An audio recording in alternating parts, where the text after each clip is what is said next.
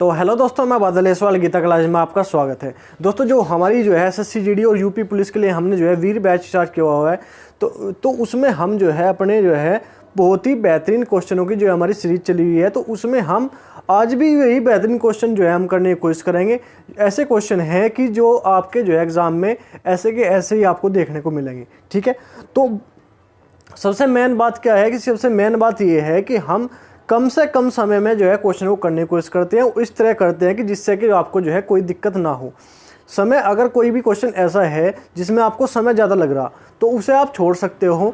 Exam में जब आपके पास समय हो उस टाइम आप कर लो। तो इस तरह की कोई हम पूरी कोशिश रहती है कि आपको जो है हर क्वेश्चन आपके जो है करा दिया जाए। तो ठीक है, तो आज का क्वेश्चन हम देखते हैं। क्वेश्चन नंबर 143 है हमारा। क्या है? 500 मीटर की दूरी से एक पुलिसकर्मी को देखकर एक चोर 10 किलोमीटर प्रति घंटे की चाल से दौड़ने लगता है। उसे देखकर पुलिसकर्मी तुरंत 12 किलोमीटर प्रति घंटे की चाल से उसका पीछा करता है और चोर को पकड़ लेता है। पुलिसकर्मी द्वारा तय की गई दूरी याद करो। तो पुलिसकर्मी द्वारा तय की गई दूरी हमें याद करनी। जब देखो, जब चोर भी उसी दिशा में दौड़ रहा और उसी के पीछे जो है पुलिसकर्मी भी उसी दिशा में दौड़ रहा, और जो है इन दोनों के बीच में यहाँ पे पुलिस वाला है और यहाँ पे जो है चोर है। ठीक है, यहाँ पे पुलिस है और यहाँ पे क्या है, यहाँ पे चोर है। तो चोर ने उसे 500 मीटर दूर से देख लिया। कितने मीटर? 500 मीटर। 500 मीटर दूर से चोर ने उस पुलिस वाले को देख लिया और भागना शुरू कर दिया। कितने की स्पीड से? 10 किलोमीटर प्रति घंटा की स्पीड से। ठीक है, और पुलिसकर्मी जब उसे देख के भागा तो वो भागा 12 किलोमीटर प्रति घंटा की स्पीड से। ठीक है, तो इनके बीच में गैप क्या है? जब उन्होंने भागना स्टार्ट करा 500 मीटर का, कितना गैप है? 500 मीटर का गैप है। ठीक है, और वो 500 मीटर का गैप वो कितनी चाल से जो है उसको चलना पड़ेगा अधिक?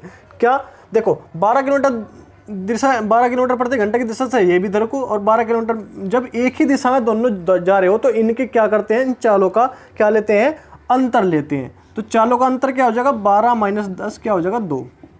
लेकिन ये 2 क्या है? ये 2 है 2 किलोमीटर प्रति घंटा। हमारी दूरी क्या है? मीटर में। तो इसे क्या बना लेंगे? इसे बना लेंगे मीटर प्रति सेकंड। तो कैसे करेंगे? 5/18 से क्या कर देंगे? गुणा कर देंगे। कैसे? काट देंगे। 2 9 18 क्या आ जाएगा? 5/9। 5/9 मीटर प्रति सेकंड आ जाएगा। ठीक है, अब हमें समय निकालना। समय बराबर क्या होता है? समय बराबर होता है दूरी बटे चाल। दूरी है 500, चाल क्या है? 5/9। तो 5 और गुणा कर देंगे ऊपर 9 की। ठीक है, 5 से काट तो 100 बार। तो हमारे पास क्या आ गया? ये आ गया हमारे 900 सेकंड हमारे पास आ गई। 900 सेकंड हमारे पास आ गई। ठीक है, तो 900 सेकंड का मतलब ये है कि वो 900 सेकंड में उसे पकड़ लेगा। ठीक है, 900 सेकंड में उसे पकड़ लेगा। अब उनने क्या पूछा? पुलिसकर्मी द्वारा तय की गई दूरी। तो 900 सेकंड में जो पुलिसकर्मी है वो कितनी दूरी चलेगा? तो दूरी बराबर क्या होता है? दूरी बराबर होता है हमारा चाल गुणा समय। चाल गुणा समय। ठीक है, अब पुलिसकर्मी की चाल क्या है? पुलिसकर्मी की चाल है हमारी 12। ठीक है, और समय हमारे कितना लगा? हमें लगा समय 900 सेकंड। अब सेकंड को घंटे में बदलना पड़ेगा हमें। घंटे में बदलना पड़ने का तो क्या करेंगे? 60 गुणा 60 नीचे कर देंगे। 2 0 से 2 0 कट गई। ठीक है, 6 दूनी 12। ठीक है, 3 दूनी 6, 3 3 9, 2 से 2 कट गया। क्या आ जाएगा? 3 किलोमीटर। तो पुलिसकर्मी ने कितनी दूरी चली? 3 किलोमीटर दूरी चली जब उसे चोर को पकड़ लिया। ठीक है ना आसान? तो इनके बीच का गैप हमें जो है जो सबसे पहले जो बीच का गैप है वो कवर करना। तो वो कवर करने के लिए क्या करेंगे? हम जो है इनके चालों का अंतर लेंगे और समय निकाल लेंगे। दूरी बटे चाल। ठीक है, समय बराबर दूरी बटे चाल निकाल लेंगे। जब हमारे पास समय होगा तो हम किसी की भी दूरी निकाल सकते हैं, किसी की भी चाल निकाल सकते हैं, कुछ भी निकाल सकते हैं। ठीक है, अब उसके बाद क्वेश्चन नंबर 144 है हमारे पास। यदि किसी लंबवत बेलन की त्रिज्या 10% कम हो जाती है और ऊंचाई 20% बढ़ जाती है, इसके आयतन में प्रतिशत वृद्धि या कमी क्या होगी? देखो, अगर कोई भी हमारी जो है 10% बढ़ने की बात है तो 10% का मतलब 10/100 मतलब 1/9। मतलब 10 में 1 की कमी होगी। 10 में कितनी होगी? 1 की कमी। ठीक है, 10% का मतलब 1 की कमी, और 10% का मतलब 10% कमी, और अब 20% की वृद्धि। 20% की वृद्धि का मतलब क्या हो जाएगा? इसका होगा 20/100। ठीक है, तो 1 हम 2 2 5 10 मतलब 5 में 1 की वृद्धि। यह क्या होगी? वृद्धि। ठीक है। तो ये हमें दी गई है 10% की वृद्धि और 10% की कमी। अब बेलन का हमें आयतन पता है कि क्या होता है pi R square H, pi R square H R1 H1, ठीक है, और पाई R2 स्क्वायर H2 स्क्वायर, ठीक है, हमने ये मान लिया। अब हमारे पास जो है, अब आयतन में क्या बताया, त्रिज्या में, त्रिज्या पहले कितनी थी 10 थी, त्रिज्या पहले कितनी थी 10 थी, 10 गुणा 10, क्यों पाई से पाई कट जाएगा ना ये, 10 गुणा 10। ऊंचाई पहले कितनी थी, ऊंचाई थी पहले 5 बराबर, या अनुपात मान लो, आप इसे अनुपात मान लो, दोनों का अनुपात निकालना ना, तो अनुपात मान लो, ठीक है। अब दूसरे की त्रिज्या जब हमें 10% कम होगी तो त्रिज्या जो है कितनी कम होगी, ये 1 कम होगी, 10 में से 1 तो कितनी आ जाएगी 9, तो 9 गुणा 9, और ऊंचाई क्या है पहले 5 थी, 1 की वृद्धि होगी तो कितनी होगी 6, ठीक है।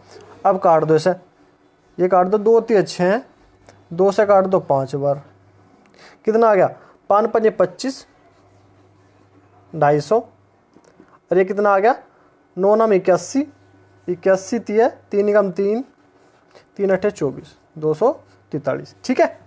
तो ये आ गया। अब इनने पूछा कि आयतन में कितनी वृद्धि हुई, पहला आयतन था 250, अब जो है 243 हो गया, तो कितनी कमी हुई, इससे इसमें कितनी कमी हुई, ये हुई कमी 7 की कमी होगी।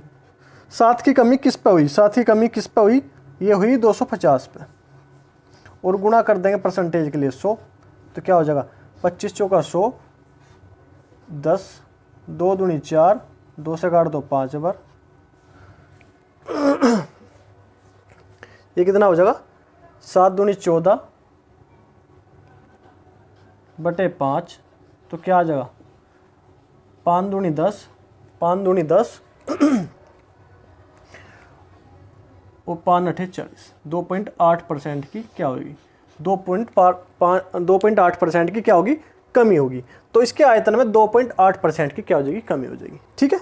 तो हम जो है जो 10% और 20% है, देखो अगर 3D मॉडल है, 3D हमें आकृति दी गई है, तो उसमें हम जो है अपना मास्टर फॉर्मूला यूज नहीं कर सकते। मास्टर फॉर्मूला हमारे क्या है, x + y + xy बटे 100, ये हम यूज नहीं करते, क्यों, 3D है, हमारी जो आकृति है वो 3D दी गई है।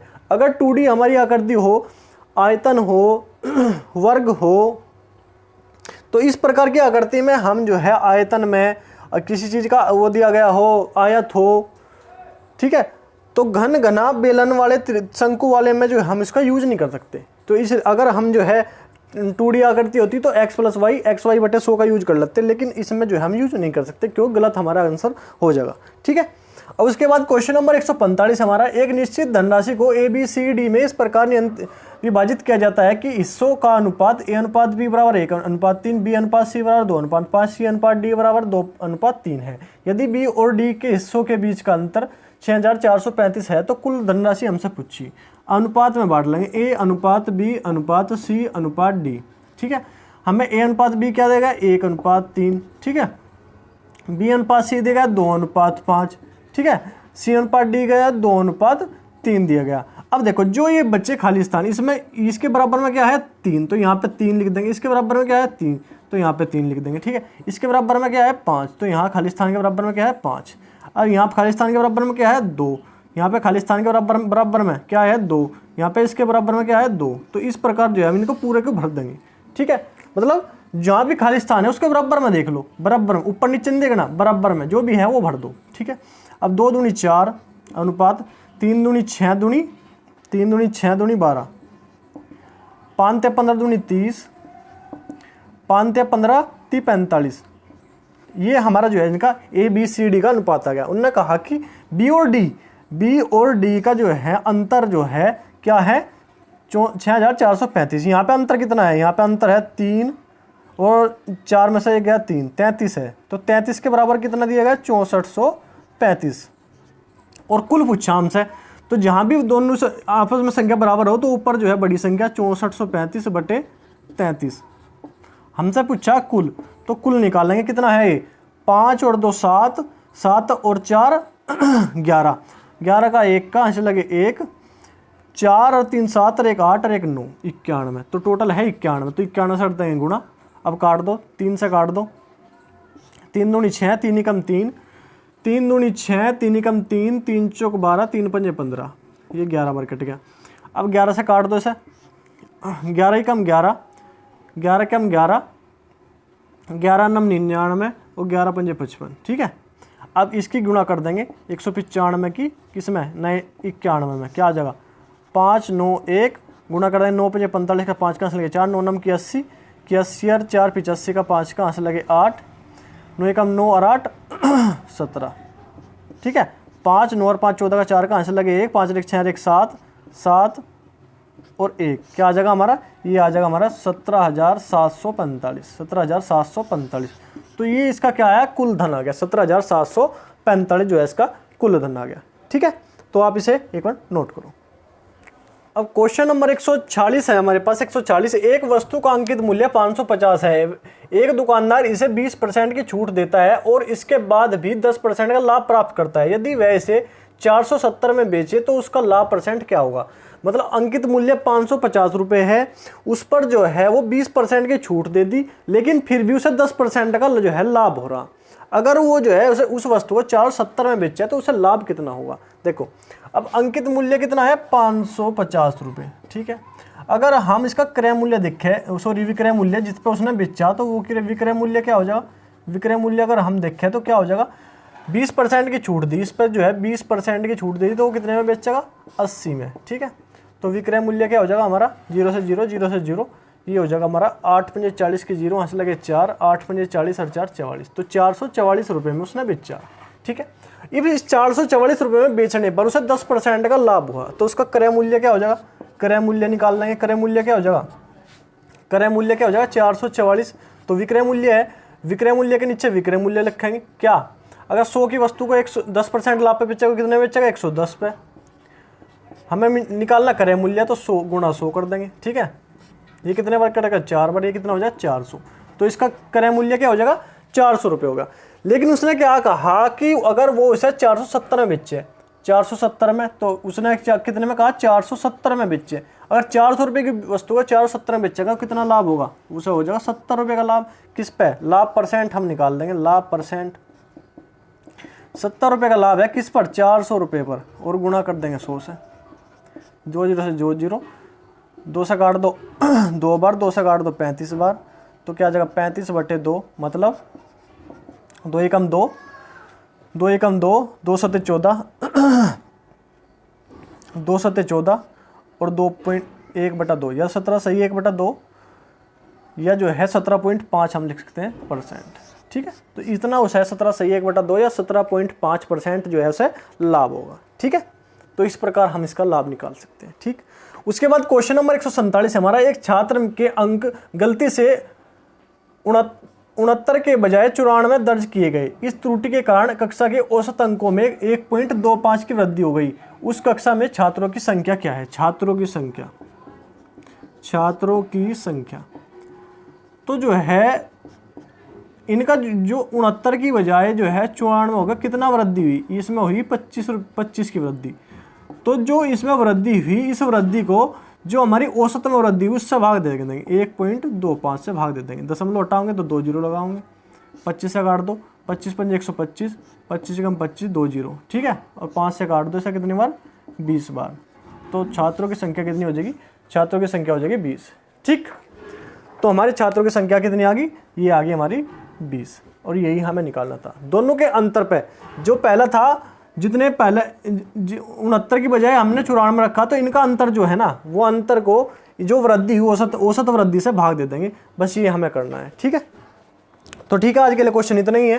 क्वेश्चन बहुत ही बढ़िया है, बेहतरीन है, तो आप इनकी प्रैक्टिस भी रेगुलर जो है करते रहिए, क्योंकि ऐसे ही क्वेश्चन आपको देखने को मिलेंगे आप कोई भी एग्जाम दे रहे हो, ठीक है। तो आज के लिए इतना ही, धन्यवाद, जय हिंद।